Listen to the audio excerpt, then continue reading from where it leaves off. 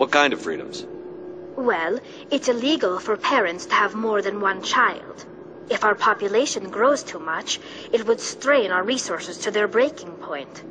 Of course, we also can't allow our numbers to become too few. If our population is in decline, the rule against single births is temporarily repealed. In extreme cases of population decline, incentives are even offered to encourage multiple births, though the Conclave hasn't had to take such measures in nearly a century.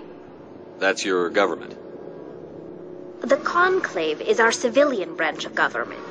Each ship can elect a representative to serve on the Conclave and make decisions that affect the fleet as a whole. On matters that affect an individual ship, however, the captain has the final say. It's a tradition that dates back to the early days, when the fleet was governed by martial law. Fortunately, most captains nowadays are smart enough to have an elected council from their crew to give them advice and guidance. So the ultimate power rests with elected officials? In practice, the Conclave and the respective council for each ship tend to set the rules that govern our daily lives. But in theory, we are still under military jurisdiction. The 5 top-ranking military officials in the fleet serve on the Admiralty Board. These 5 have the power to overrule any decision by the Conclave in case of emergency. To do so requires unanimous agreement among the Admiralty, and they can only do this once. After that, the entire board must resign their posts. It's a safeguard that served us well. In nearly 3 centuries, the Admiralty Board has only overruled the Conclave 4 times. I want to know more about the pilgrimage.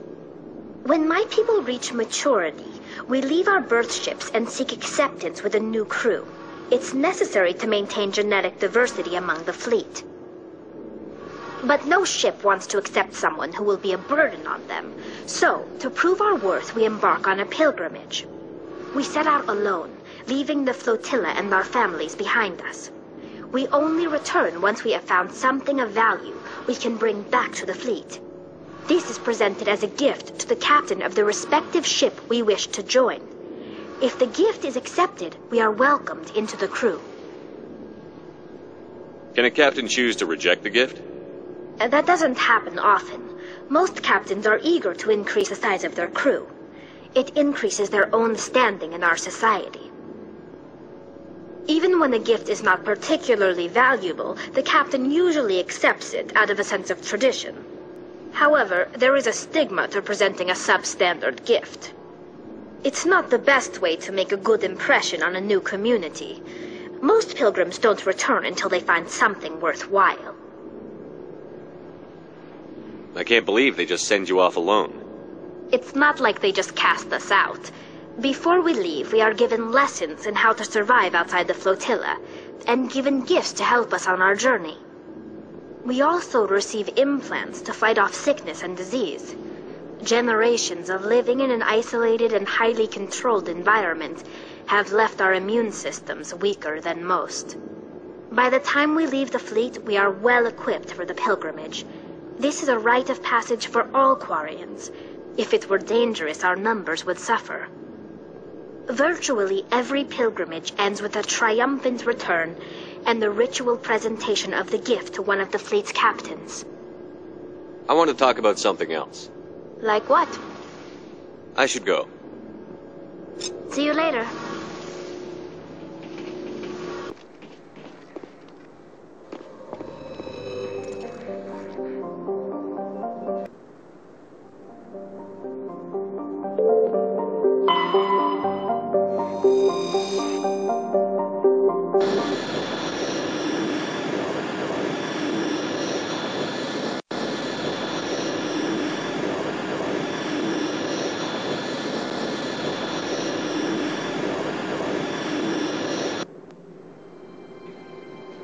Approach control, this is the SSV Normandy, requesting a vector and a berth.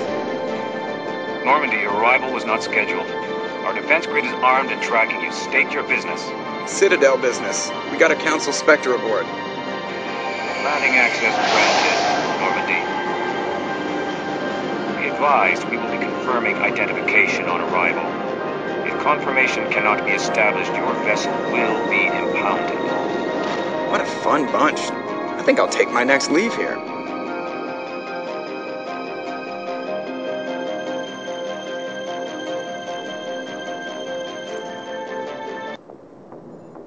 Equalizing interior pressure with exterior atmosphere. Logged. The commanding officer is ashore. Exo Presley has the deck.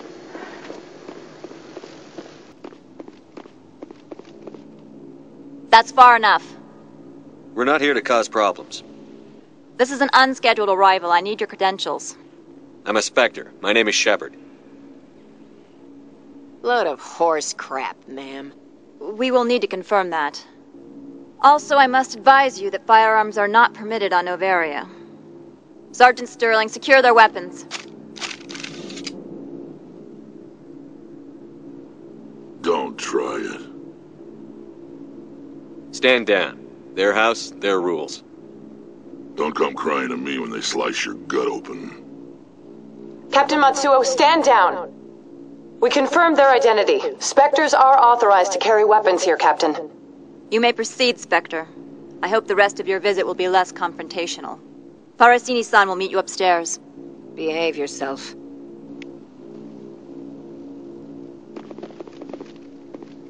Get out of here. I am sure Parasini-san will answer any questions you have.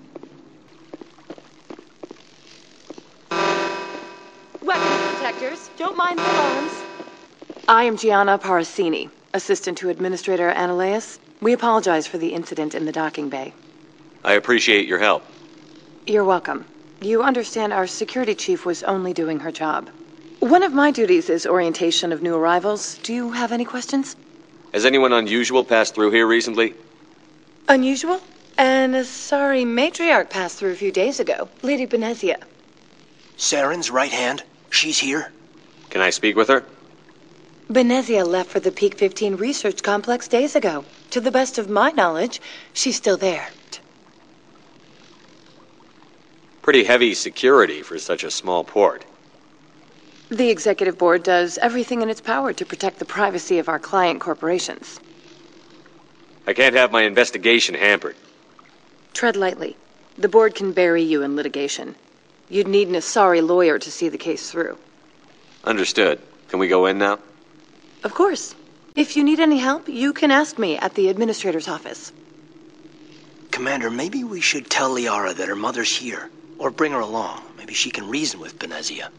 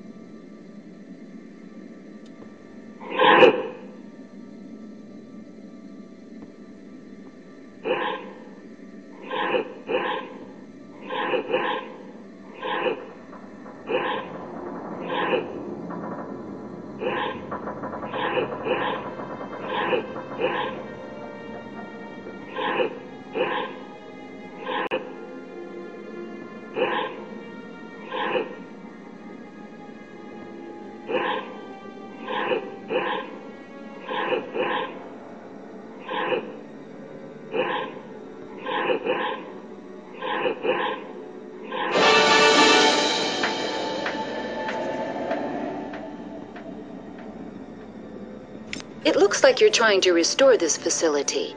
Would you like help? You're the virtual intelligence that runs this place?